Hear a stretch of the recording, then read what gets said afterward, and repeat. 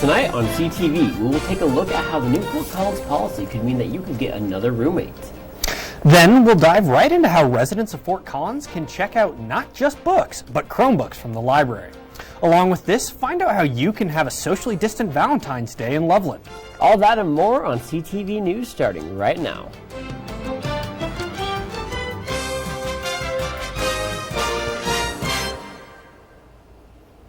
Good evening, Rams. I'm Kenneth Frederick. And I'm Weston Hubbard. We're so glad you could join us here tonight for the first Thursday news show of the 2021 spring semester.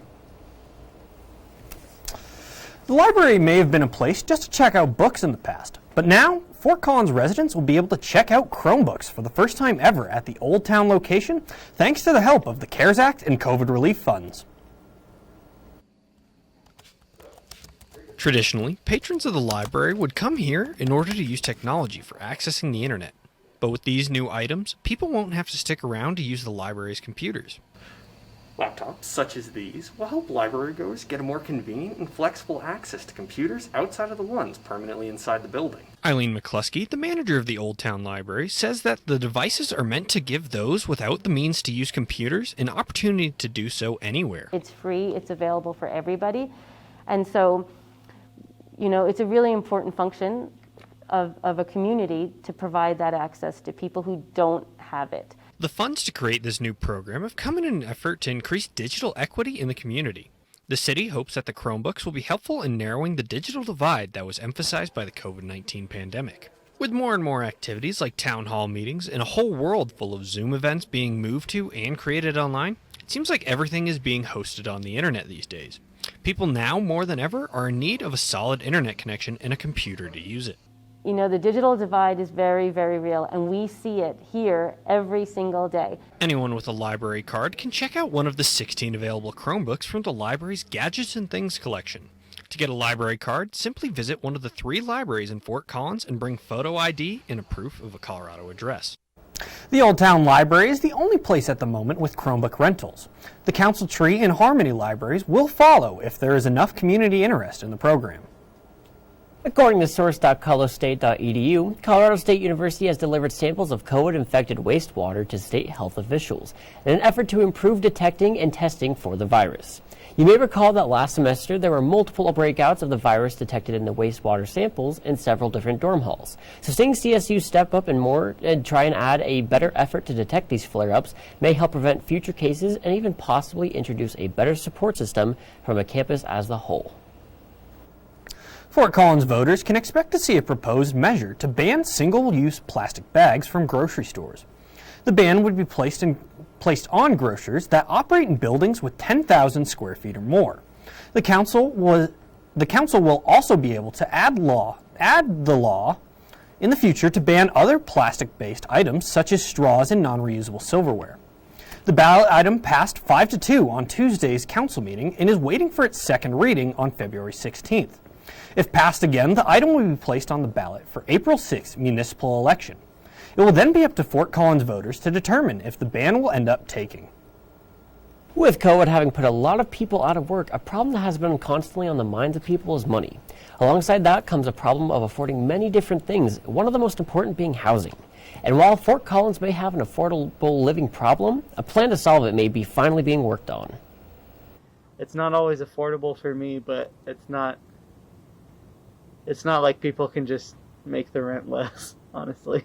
Rams, I'm sure you've noticed just as well as I have. It's pretty cold outside lately. It looks sunny out there right now, but it's not perfect. And you could probably use some money right now to buy yourself like a nice winter coat, but most of that money is actually probably going towards like rent. The Coloradan recently reported that rent from 2010 to 2020 increased by a rapid 68%, and that only about 20% of the rentals cost less than $1,000 a month that are offered in Fort Collins as of right now. Individuals from the Fort Collins community had some opinions about housing costs and what it means to pay that rent. I mean, the city is constantly trying to make improvements and increase quality of life, and I think that just causes increased cost of living. When asked about the Me+3 law that could replace the U+2, Andrew Hemperly had this to say. I think that most of the homes in Fort Collins are designed to have capacity for more than 3 people. So ASCSU are the ones that are looking to take charge with the Colorado and talking about their efforts to get the Me+3 law onto the April ballot, and their further opportunities to get the proposal onto the later ones. we should be more accommodating towards people who have different definitions of family than the standard, like mom and dad and 2 kids model. This has been Weston Hubbard reporting for CTV Channel 11. With all the great inclusions that are going to go into this new reformed action plan of the original Affordable Housing Plan of 2015, and thanks to the power of the community and even CSU students, positive money-saving actions may be available in the near future. Over 300 Larimer County businesses will now be moving to threat level yellow restrictions, thanks to a county-wide program called Level Up. The program allows establishments that hit specified criteria to operate under yellow level restrictions, which allow for things like higher capacity limits and more people inside businesses. Places that sell alcohol can also push back their last call from 10 to 11. Level Up will also affect more than just restaurants and bars, however. Places from antique stores to trampoline parks will be able to move to the lesser restrictions if they are certified by the county. I'm just really excited to go on a trampoline park again. I really like trampoline parks. You know, I think I'm really just excited about businesses opening back up because it means that I can go back to my favorite restaurants again that, you know, we're just too busy to go to previously. Yeah, 100%. No more door dashing. Absolutely.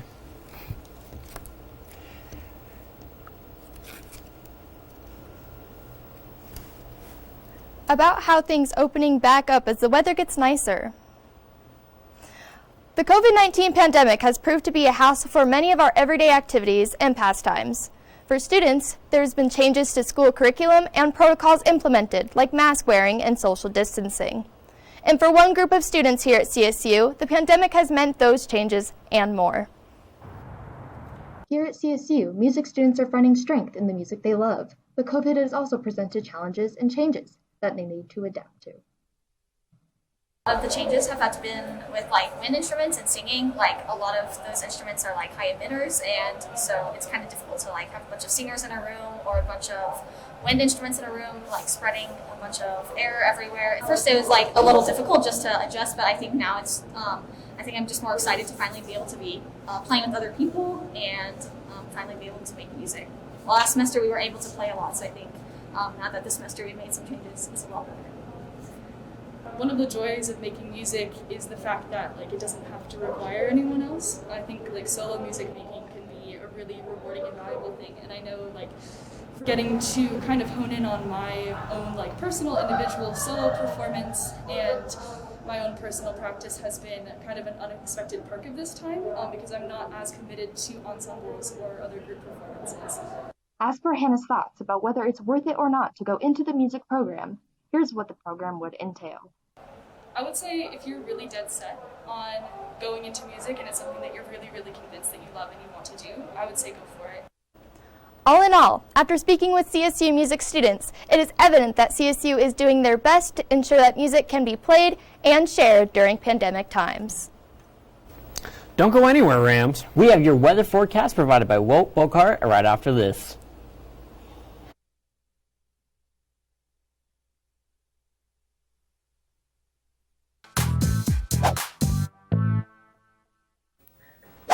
Hello everybody, I am Will Bukart here to talk with you about some of the weather we got going on. This is what it is like outside right now, everyone. It was one of those weird Colorado days, lots of sun but very cold outside. It's obviously getting colder as we go into the evening, 32 right now, a little bit of wind, not too bad. And the sunset, 5:22, a little later than yesterday. We're starting to get a little bit more sun, but we're still in those dark winter nights. Let me move on to some satellite footage from our friends at NOAA. As you can see, this is cloud cover over the last 20 hours up until just about now. You can see just how long those night times are with that daytime just flashing in there at the very end of that loop. No clouds very much at all today. A little bit of cloud cover last night, but most of that big storm is moving out towards the east. You'll see on social media that winter storm that's going on right now. Let's take a look at the overnight lows for tonight. You can see along the front range here, the I-25 corridor, a lot of 20s you're seeing. Denver, the warmest.